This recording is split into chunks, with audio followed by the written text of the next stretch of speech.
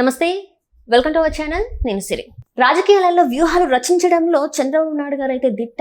So ఇప్పుడు జగన్మోహన్ రెడ్డి గారు కూడా అదే ఫాలో అవుతున్నారు. దీంతో నలుగురికి అయితే తన పక్కన ఉన్న నలుగురు వ్యక్తులకైతే ఇంకా టాటా గుడ్ బై చెప్తున్నట్టు మరి వార్తలు వస్తున్నాయి. ఇందులో ఎంతవరకు వాస్తవం ఉంది ఏంటి అనేది మనకి వివరించడానికి ఈ రోజు మనతో పాటు ఉన్నారు ప్రముఖ senior journalist, political analyst CS Rao garu. నమస్కారం సార్. నమస్తే సార్, ఇప్పుడు చూస్తుంటే రాజకీయాల్లో వ్యూహాలు రచించడంలో చంద్రబాబు నాయుడు తర్వాతనే ఇంకెవరైనా అని చెప్పేసి నేను నా చిన్నప్పటి నుంచి అయితే వింటున్నాను సార్. సో అదే ఇప్పుడు ఫాలో అవుతున్నారు జగన్మోహన్ రెడ్డి గారు. దాంతో తన పక్కన ఉన్న నలుగురిని తీసేసి వాళ్ళకి టాటా బాయ్ బాయ్ చెప్దామని చెప్పేసి అనుకుంటున్నారు అని చెప్పేసి మరి అంటున్నారు. ఇందులో ఎంతవరకు వాస్తవం ఉంది? ఒక దెబ్బ తగిలితే గానీ మళ్ళీ రివ్యూ చేసుకోరు ఎవరైనా సరే. అలాగే జగన్మోహన్ రెడ్డికి ఇప్పుడు రాజకీయంగా చావు దెబ్బ తగిలింది. అసలు ఎక్కడ మిస్టేక్ జరిగింది, ఎందుకు ఈ చావు దెబ్బ తగలాల్సి వచ్చింది అనేది జగన్మోహన్ రెడ్డి రివ్యూ చేసుకున్నటువంటి క్రమంలో అలా పార్టీని మళ్ళీ ఎలా బలోపేతం చేయాలి, అసలు పొరపాటు ఎక్కడ జరిగింది, ఎక్కడ మిస్యూజ్ జరిగింది అనే దాని మీద రివ్యూ చేసుకున్న తర్వాత చంద్రబాబు నాయుడు 2019 నుంచి 2024 వరకు తెలుగుదేశం పార్టీని ఏ విధంగా బలోపేతం చేసుకుంటూ వచ్చాడో అదే తరహాలో వైఎస్ఆర్ కాంగ్రెస్ పార్టీని నెక్స్ట్ ఎలక్షన్కి సిద్ధం చేయాలనేటువంటి ఒక ఆలోచనకు జగన్మోహన్ రెడ్డి వచ్చాడు. ఆ మేరకు కొన్ని సంకేతాలు కూడా పార్టీ క్యాడర్కి ఇచ్చారు అని చెప్పి తెలుస్తుంది. ఏంటి ప్లాన్ ఏంటి, అసలు వ్యూహం ఏంటి, చంద్రబాబు నాయుడు ఎలాంటి వ్యూహంతో ఇచ్చారు, ఇప్పుడు జగన్మోహన్ రెడ్డి అదే వ్యూహాన్ని ఎలా ఇంప్లిమెంట్ చేయబోతున్నారు అని అంటే, ఇటీవల వరకు వైఎస్ఆర్ కాంగ్రెస్ పార్టీ ఎలా నడిచింది, నలుగురిని పెట్టుకున్నాడు, ఆ నలుగురి మీద నడిపించాడు ఆ పార్టీని. ఆయనేమో తాడేపల్లి ప్యాలెస్ నుంచి బయటికి రాలేదు, అడుగు పెట్టకుండా పార్టీని నడిపించారు. దాంతో సీన్ కట్ చేస్తే 11 మంది ఎమ్మెల్యేలకు పరిమితమయ్యాడు. ఇప్పుడు ఆ నలుగురు కారణంగానే నష్టపోయాము అనేది జగన్మోహన్ రెడ్డికి బాగా అర్థమైంది. ఆ నలుగురు ఎవరెవరంటే, ఉత్తరాంధ్రలో వైవి సుబ్బారెడ్డికి అప్పచెప్పారు ఉత్తరాంధ్రని, గోదావరి జిల్లాలనేమో మిథున్ రెడ్డికి అప్పచెప్పాడు, ఈ కోస్తా గుంటూరు ప్రకాశం నెల్లూరు జిల్లాలనేమో సాయిరెడ్డికి అప్పచెప్పాడు, ప్రకాశం నెల్లూరు జిల్లాలని, రాయలసీమనేమో పెద్దిరెడ్డి రామచంద్రారెడ్డికి అప్పచెప్పారు. సీఎం అక్కడ ఆ రోజు సీఎంగా ఉన్నప్పుడు ఆయన సీఎం ఆఫీసులోనేమో ధనంజయ రెడ్డిని పెట్టుకున్నాడు. ఈ బ్యాచ్ ఈ నలుగురే ముంచేశారు అనేది జగన్మోహన్ రెడ్డికి అర్థమైంది. ఎలా ముంచేశారు అనే దాని మీద పోస్ట్ మార్టం చేసుకున్నప్పుడు ఎవరైనా సరే జగన్మోహన్ రెడ్డిని కలవడానికి రావాలన్నా, లేదంటే జగన్మోహన్ రెడ్డితో మాట్లాడాలన్నా వీళ్ళు రానిచ్చేవాళ్ళు కాదు. వాళ్ళే అన్ని డీల్ చేసి అటు నుంచి అటు పంపించేవాళ్ళు. దాంతో గ్యాప్ పెరిగిపోయింది, క్యాడర్కి జగన్మోహన్ రెడ్డికి గ్యాప్ పెరిగిపోయింది అనేది ఆయనకి బోధపడింది. 2019 ఎన్నికలకు ముందు అందరితోటి కలిసిమెలిసి తిరిగేవాడు జగన్మోహన్ రెడ్డి. సామాన్యులతో కూడా కలిసి మాట్లాడి వాళ్ళ భుజం మీద చేసి మాట్లాడేటువంటి పరిస్థితి. ఎప్పుడైతే అధికారంలోకి వచ్చాడో, అధికారంలోకి వచ్చిన తర్వాత గ్రామ స్థాయి లీడర్లకి, అక్కడ ఉన్నటువంటి ఎమ్మెల్యేలకి గ్యాప్ పెరిగింది, ఎమ్మెల్యేలకి మంత్రులకి మధ్య గ్యాప్ పెరిగింది, మంత్రులకి సీఎంకి మధ్య గ్యాప్ పెరిగింది.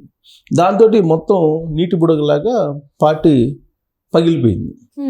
సో ఇప్పుడు మళ్ళీ దీన్ని రీకన్స్ట్రక్షన్ చేయాలి అని అంటే చంద్రబాబు నాయుడు మార్గంలో నడవాలి అనేటువంటి అభిప్రాయానికి జగన్మోహన్ రెడ్డి వచ్చినట్టు తెలుస్తుంది. ఏంటి చంద్రబాబు నాయుడు అనుసరించినటువంటి మార్గం అంటే, చంద్రబాబు నాయుడు క్యాడర్కి ఫుల్ ప్లెడ్జ్డ్గా టైం ఇచ్చారు 2019లో అధికారం కోల్పోయిన తర్వాత.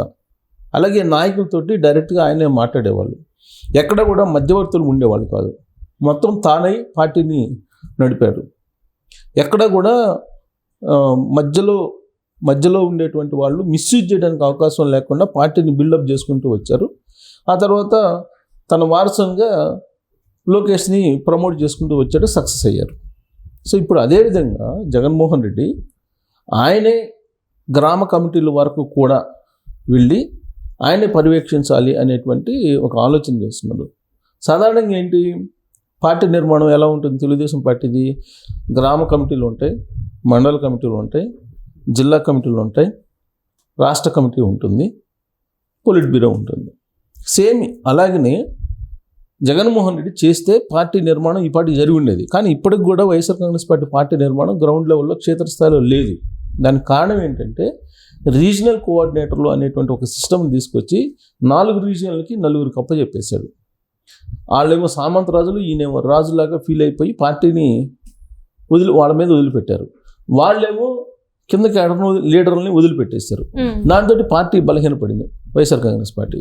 అందుకే ఈ రీజనల్ కోఆర్డినేటర్లు అనే వాళ్ళు ఉన్నారు కదా, వైవి సుబ్బారెడ్డి, మిథున్ రెడ్డి, సాయిరెడ్డి, పెద్దిరెడ్డి రామచంద్రారెడ్డి, ఈ నలుగురిని పీకి పడేయాలి అనేటువంటి ఒక నిర్ణయం తీసుకున్నారు. సో రీజనల్ కోఆర్డినేటర్లు అనేటువంటి సిస్టమే ఇక ఉండదు వైఎస్ఆర్ కాంగ్రెస్ పార్టీలో అనేది ప్రాథమికంగా జగన్మోహన్ రెడ్డి ఇచ్చినటువంటి సందేశం. సో ఏ విధంగా ఉండబోతుంది రాబోయేటువంటి రోజుల్లో అని అంటే సేమ్ తెలుగుదేశం పార్టీ లాగానే జిల్లా కమిటీలు ఉంటాయి, మండల కమిటీలు ఉంటాయి, గ్రామ కమిటీలు ఉంటాయి, అలాగే రాష్ట్ర స్థాయిలో రాష్ట్ర కమిటీ ఉంటుంది, పొలిట్ బ్యూరో ఉంటుంది. వీళ్ళందరికీ అనుసంధానం డైరెక్ట్ జగన్మోహన్ రెడ్డి. సో జిల్లా కమిటీలైనా డైరెక్ట్గా కలవచ్చు జగన్మోహన్ రెడ్డిని, లేదు మండల కమిటీ లీడర్లైనా పోయి కలవచ్చు.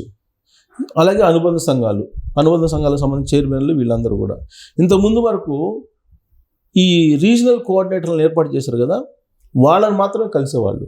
ఇది మండల కమిటీలు కానీ జిల్లా కమిటీలు కూడా జగన్మోహన్ రెడ్డిని కలిసేటువంటి పరిస్థితి ఉండేది కదా. అప్పుడు రీజనల్ కోఆర్డినేటర్ల వరకే కట్ అయిపోయేది. సపోజ్ పెద్దిరెడ్డి రామచంద్రారెడ్డి ఉన్నాడు, 4 రాయలసీమ జిల్లాలకి ఆయన ఇన్ఛార్జి కాబట్టి ఆ 4 రాయలసీమ జిల్లాలకు సంబంధించినటువంటి జిల్లా కమిటీలు మొత్తం పెద్దిరెడ్డి రామచంద్రారెడ్డిని మాత్రమే కలిసేవాళ్ళు, జగన్మోహన్ రెడ్డి దగ్గరికి వచ్చేవాళ్ళు కాదు. అక్కడ ఏం జరుగుతుందో జగన్మోహన్ రెడ్డికి తెలిసేది కాదు క్షేత్రస్థాయిలో.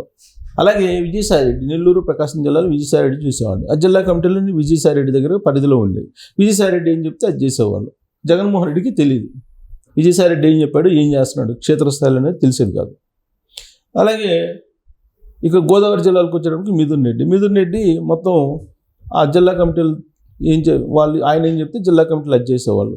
అంతవరకు సెట్ అయిపోయేది. పైన మిథున్ రెడ్డి జగన్మోహన్ రెడ్డికి ఫీడ్బ్యాక్ ఇస్తే ఆయన ఇచ్చినట్టు ఫీడ్బ్యాక్ని నమ్మేవాడు.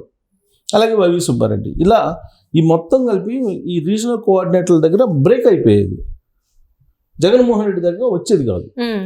సో దీంతో క్యాడర్లో కానీ లీడర్లో కానీ అసహనం పెరిగిపోయింది అనేటువంటి ఉద్దేశంతో ఇప్పుడు మొత్తం ఈ రీజనల్ కోఆర్డినేటర్ల సిస్టమ్ ఈ నలుగురిని పదవుల నుంచి తప్పించేసి జిల్లా కమిటీలు నేరుగా జగన్మోహన్ రెడ్డిని కలిసేటట్టు ఆయన రాబోయేటువంటి రోజుల్లో ఆ మేరకు ప్రణాళిక రచించుకుంటున్నాడు. సేమ్ చంద్రబాబు నాయుడు ఎలా చేశారో అలానే. అలాగే భారతీ రెడ్డిని తన వారసురాలుగా రంగంలో దింపడానికి కూడా ప్లాన్ చేసుకుంటున్నారు. సో చంద్రబాబు నాయుడు ఏ విధంగా అయితే లోకేష్ని పవర్ పాయింట్గా తయారు చేశారో, రెండో పవర్ పాయింట్గా తెలుగుదేశం పార్టీలో, అదే తరహాలో భారతీ రెడ్డిని కూడా పవర్ పాయింట్గా తయారు చేయడానికి ఒక బ్లూ ప్రింట్ తయారు చేశారు.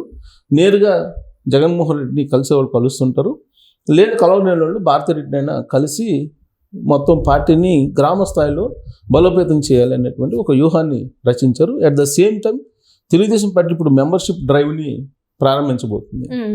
వైఎస్ఆర్ కాంగ్రెస్ పార్టీ కూడా మెంబర్షిప్ డ్రైవ్ని ప్రారంభించడానికి రెడీ అవుతుంది. ఈ మెంబర్షిప్ డ్రైవ్ గ్రామ స్థాయి నుంచి కనుక ప్రారంభిస్తే పార్టీ బలోపేతం అవుతుంది. రాబోయేటువంటి సంవత్సరంలో వచ్చే ఏడాది స్థానిక సంస్థల ఎన్నికలు ఉన్నాయి కాబట్టి ఆ రోజుకి పార్టీ నిర్మాణం బలోపేతం చేయాలి అనేది ఆయన చేస్తున్నటువంటి ఆలోచన. చంద్రబాబు నాయుడు ఏం చేశారో అదే తరహాలో పార్టీని బిల్డప్ చేసుకునేదానికి ప్రయత్నం చేస్తూ ముందుకెళ్తున్న పరిస్థితి. అంటే టోటల్గా ఇక నా జగన్మోహన్ రెడ్డి అండర్లోనే గ్రామ స్థాయి నుంచి రాష్ట్ర స్థాయి వరకు కూడా పార్టీ మొత్తం ఆయన కన్సర్న్లోనే ఉండేటువంటి అవకాశం ఉంది. ఆ నలుగురిని తప్పించబోతూ ఉన్నారు. ఈ విషయం తెలుసుకున్నటువంటి వైఎస్ఆర్ కాంగ్రెస్ పార్టీ క్యాడర్ సంతోషపడుతుంది. Right sir, thank you so much. Thank you.